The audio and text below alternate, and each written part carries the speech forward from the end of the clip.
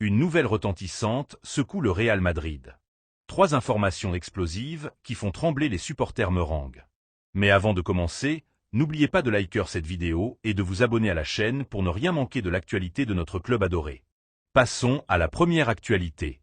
Le Real Madrid garde toujours plusieurs longueurs d'avance sur ses concurrents. Restez jusqu'à la fin car tout est lié. Et cette vidéo vous révèle la direction prise par un club qui ne cesse jamais de triompher.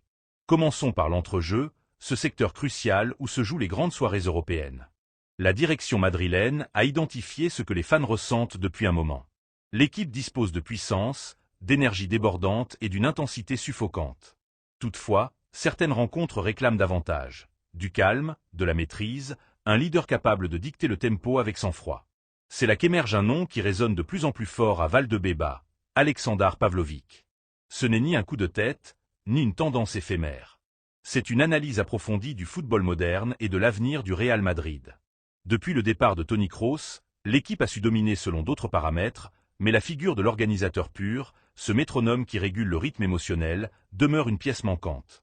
La direction en a pleinement conscience. Et quand Florentino détecte un besoin structurel, il n'improvise jamais. Pavlović incarne ce que Madrid recherche sans renier son ADN. Jeunesse, caractère, aptitude à assumer les responsabilités et une intelligence innée.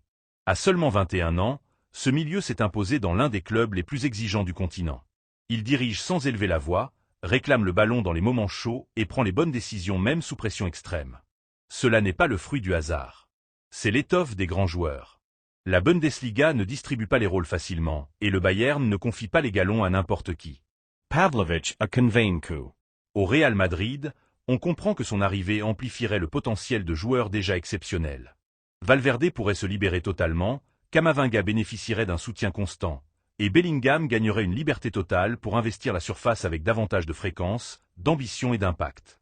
Il ne s'agit pas d'un simple recrutement, mais d'une reconfiguration intelligente du système. Certains ne s'attardent que sur le montant. Mais les supporters avertis savent que les grandes décisions ne se mesurent jamais à court terme. 80 millions peuvent paraître considérables, mais quelle est la valeur de dominer l'entrejeu pendant une décennie?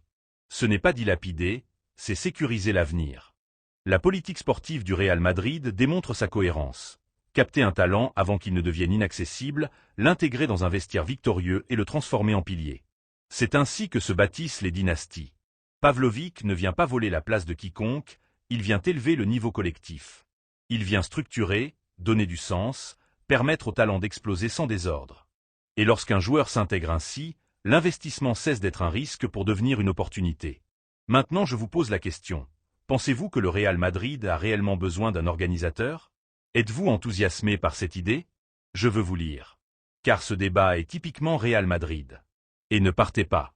Car la suite concerne la Contra, le marché anglais et un joueur qui pourrait représenter un coup de maître économique.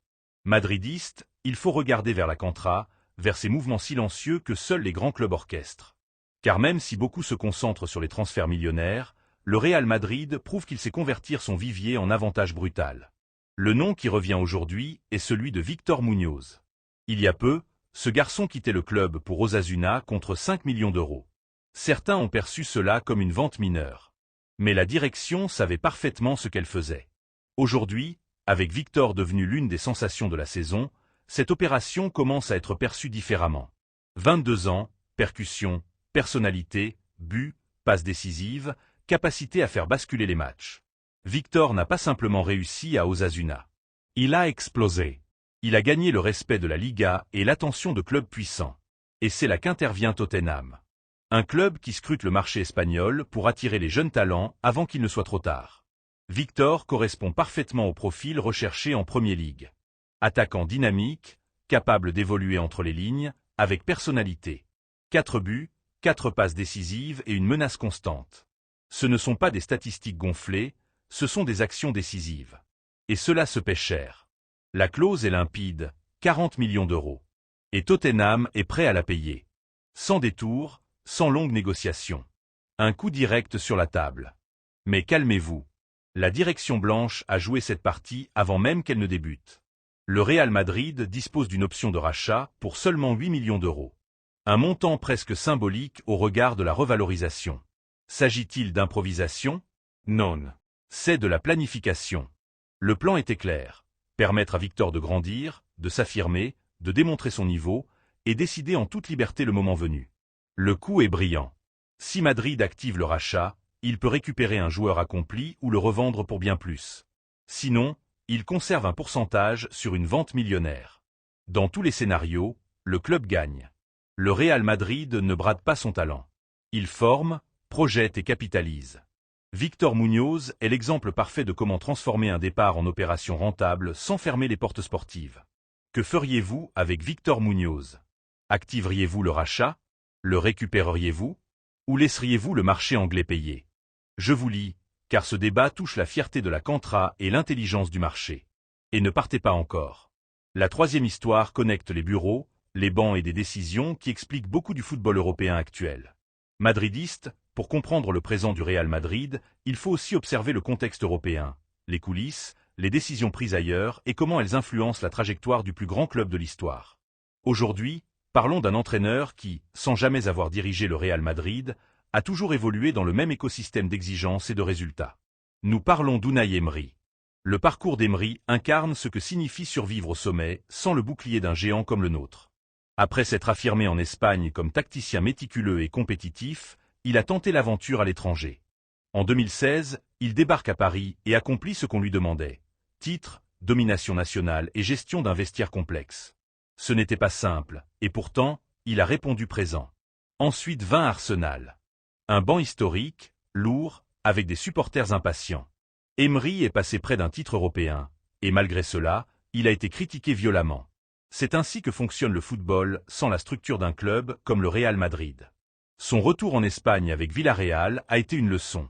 Avec moins de ressources, il a bâti une équipe compétitive, capable de rivaliser avec n'importe qui. Il a triomphé en Europe, démontrant que sa méthodologie fonctionne quand le contexte l'accompagne. Aston Villa a misé sur Emery, et depuis, il confirme ce que nous savons au Real Madrid. Les projets sérieux se construisent avec des idées claires, un soutien institutionnel et une patience stratégique. À Birmingham, il a réveillé un club endormi, l'a rendu compétitif et ambitieux. Et pourquoi parlons-nous d'Emery? Parce que sa trajectoire est un miroir pour comprendre pourquoi ce club prend les décisions qu'il prend. Tandis que d'autres changent d'entraîneur constamment, le Real Madrid observe, analyse et choisit avec la tête froide. La direction sait que le banc du Real Madrid n'est pas un laboratoire. C'est une scène d'exigence maximale où tous les grands entraîneurs ne réussissent pas. Emery est brillant, mais sa carrière démontre la difficulté de soutenir des projets sans structure solide. Et c'est là où le Real Madrid fait la différence. Ce club n'improvise pas et ne se laisse pas influencer par le bruit extérieur. Il apprend des succès et échecs des autres. Le succès durable ne dépend pas uniquement du talent individuel, mais d'une organisation qui protège, exige et soutient au bon moment. Tandis qu'Emery poursuit son chemin en Angleterre, le Real Madrid continue de construire sur la stabilité, la planification et une vision globale. Et cela explique pourquoi Madrid revient toujours, rivalise toujours, est toujours là. Maintenant je vous demande, pensez-vous que le football européen valorise vraiment les entraîneurs à leur juste valeur? Pensez-vous que sans une direction forte, il est impossible de maintenir des projets durables? Et dans quelle mesure le Real Madrid trace-t-il la voie que d'autres tentent de suivre sans succès? Aujourd'hui, nous avons parlé de l'avenir de l'entrejeu avec Pavlovic, de l'intelligence du marché avec Victor Muñoz et du contexte des bancs européens à travers Emery. Trois histoires différentes, un même message. Le Real Madrid ne laisse rien au hasard. Et c'est pourquoi nous restons ce que nous sommes. Le club qui comprend le football avant tout le monde. N'oubliez pas de liker, de vous abonner et de nous laisser un commentaire.